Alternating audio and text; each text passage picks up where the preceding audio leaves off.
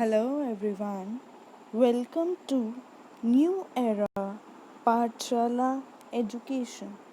Myself Nishtha and I'll be teaching chemistry on this platform. Please do subscribe this channel for more educational videos. You can also send me any question, any problem related to the topic in the comment box. Please do like and share it with your friends.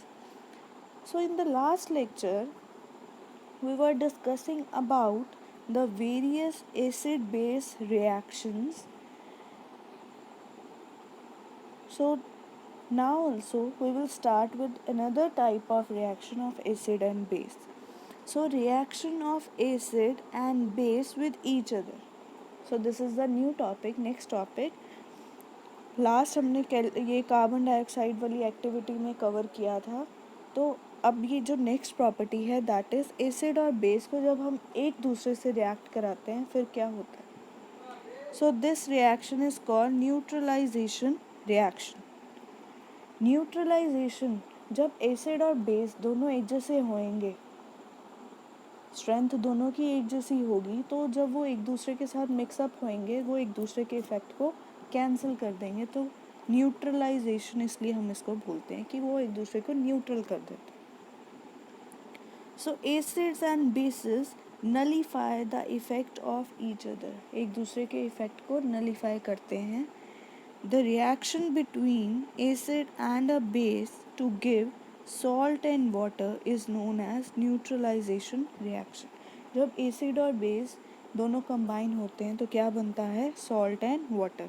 For example HCl acid है, NaOH base है.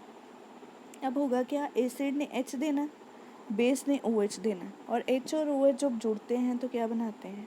Water.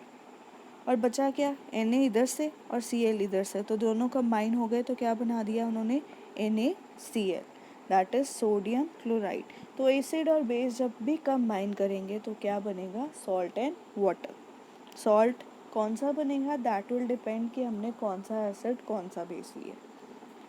When equal strength of acid and base react with each other, neutral salt is formed. अब होता क्या है इसमें? कई बार होता कि एसिड स्ट्रॉन्ग है, बेस वीक है, तो जो सॉल्ट होगा वो स्ट्रॉन्ग वाले की साइड जाएगा, मतलब एसिडिक सॉल्ट बनेगा. जब बेस स्ट्रॉन्ग है, एसिड वीक है, तो हमारा जो सॉल्ट बनेगा दैट विल बी बेसिक. और अगर दोनों ही स्ट्रॉन्ग हैं या दोनों ही वीक हैं, एक जैसे हैं, तो हमारा जो सॉल्ट बनेगा दैट विल बी न्यूट्रल. जैसे ये था, इसमें HCl NaOH दोनों ही स्ट्रॉन्ग है, तो ये जो NaCl बना this will be neutral salt. Neutral salt होगा, ना ये एसिडिक होगा ना ये बेसिक होगा. Now next type of reaction is reaction of metallic oxides with acids. जो हमारे एसिड हैं वो अगर किसी मेटल के ऑक्साइड के साथ रिएक्ट करते हैं तो क्या प्रोडक्ट बनेगा? एक चीज़ आपको ये दिमाग में बिठानी पड़ेगी, जितने भी मेटल के ऑक्साइड्स हैं दे ऑल आर बेसिक. वो बेसिक होते हैं, बेसिक नेचर होता है मेटल के ऑक्साइड का.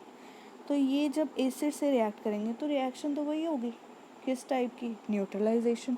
कि एसिड और बेस रिएक्ट कर रहे हैं तो क्या बनना है? Salt and water.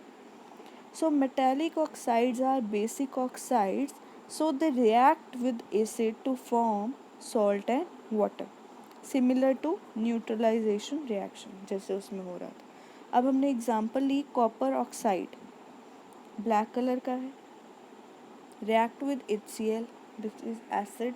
ये बेस हो गया हमारा कॉपर ऑक्साइड और ये हमारा एसिड हो गया. तो इट विल फॉर्म H और यहाँ से O निकल के क्या बना देगा? Water and copper chloride salt जो होगा फॉर्म हो जाएगा. और जो ये कॉपर क्लोराइड है it will give blue green colour. तो अगर हम कॉपर ऑक्साइड को HCl में डालते हैं तो वो ब्लैक कलर से किस में कन्वर्ट हो जाएगा? Blue green colour.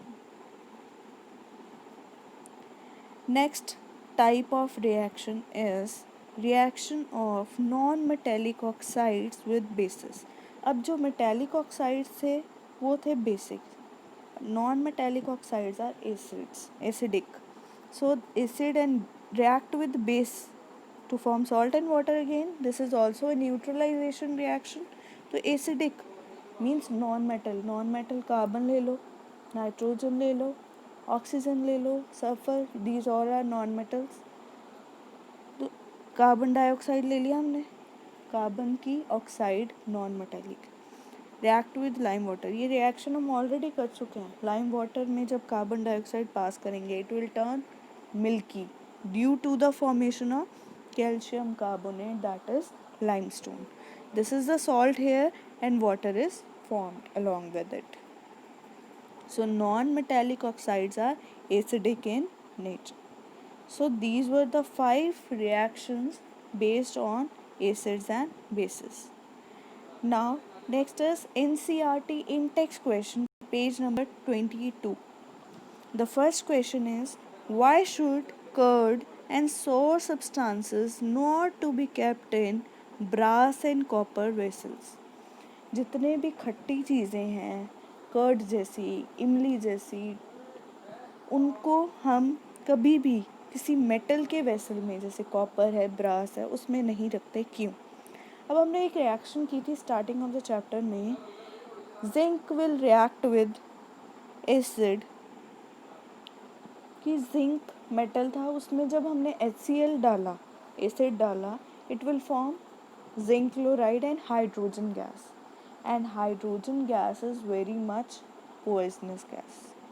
So answer is curd and the sour substances, if kept in brass or copper vessel, react with them to form hydrogen and other harmful substances due to the presence of acid. तो मैंने पहले ही starting में बोला था acid खट्टी चीज़ें होती हैं, सारी खट्टी चीज़ों में एसिड प्रेजेंट होता है. So curd and sour substance, अब जो हाइड्रोजन है ये हमारे अंदर जब जाएगी it will create a poison. So इसलिए हमें इनको, खट्टी चीज़ों को, कभी भी मेटल के बर्तनों में नहीं रखना चाहिए.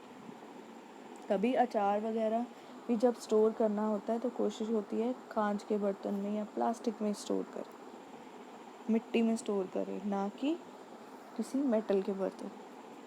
Second question is, which gas is usually liberated when an acid react with metal? अभी हमने ऊपर ही किया, acid react with metal. Metal कौन सा ले लिया? जिंक. एसिड ले लिया सल्फ्यूरिक एसिड. आप यहाँ पे HCl भी ले सकते हो. कौन सी गैस लिबरेट होगी? Hydrogen. And which salt is form? Zinc sulphate. उन्होंने आगे क्या बोला? Illustrate with an example. Example हमने डिस्कस कर ली. How will you test the presence of this gas? अब इसको टेस्ट करने के लिए क्या करना है? एक्सपेरिमेंट मैंने बताया था, पॉपिंग साउंड. तो जहाँ पे हाइड्रोजन रिलीज़ हो रही है, जिस ट्यूब के आगे, हम उसके आगे अगर बर्निंग कैंडल रख देते हैं और बर्निंग कैंडल में पॉपिंग साउंड प्रोड्यूस होती है, इट मीन्स वहाँ पे कौन सी गैस प्रेजेंट है? Hydrogen. So we can test hydrogen with this popping sound. तो क्या आंसर आएगा? Hydrogen gas is a colourless odourless gas. हम इसको देख तो सकते हैं नहीं, ना इसको स्मेल कर सकते हैं.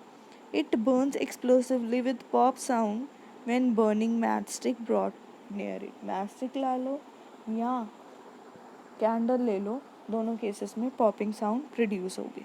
तो we will detect that this gas is hydrogen gas.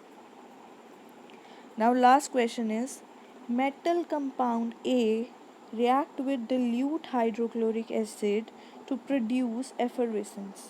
एक कंपाउंड ले लिया कोई, उसको एसिड से रिएक्ट कराया, एफरवेसेंस. मैंने बताया था एफरवेसेंस कौन सी गैस रिलीज करती है? Carbon dioxide. The gas evolve extinguishes a burning candle. का जो कार्बन डाइऑक्साइड गैस है it is a fire extinguisher. We know कि वो फायर को जो है वो एक्सटिंग्विश करती है. Write a balanced chemical equation for the reaction if one of the compounds formed is calcium chloride. So हमारा जो प्रोडक्ट बन रहा है एक, वो कैल्शियम क्लोराइड है, एक हमें पता लग गया कार्बन डाइऑक्साइड है. तो कौन सी रिएक्शन थी जिसमें कार्बन डाइऑक्साइड निकल रही थी? मेटल कार्बोनेट ले लो या बाइकार्बोनेट ले लो. सब मेटल कौन सा लेना है यहाँ पे? कैल्शियम. सो कैल्शियम कार्बोनेट को हमने एसिड से जब रिएक्ट कराया था तो हमारा क्या बना था? Salt, carbon dioxide and water. अब सॉल्ट हमारा कैल्शियम क्लोराइड है। इसको देख के हमें पता लग रहा है कि हमें एसिड कौन सा लेना है जिसमें क्लोराइड हो, तो हम HCl ही लेंगे, नहीं तो हम H2SO4 भी ले सकते थे, बट वो नहीं लेंगे क्योंकि जो हमारा प्रोडक्ट है that is calcium chloride. So answer will be calcium carbonate when react with hydrochloric acid produces carbon dioxide with effervescence and this extinguish fire. Burning candle भी extinguish हो जाती है. So this is the example. Up to this you can send me any query related to the topic in the comment box. Please do like and share my videos and keep watching it. Till then, thank you very much. Bye bye.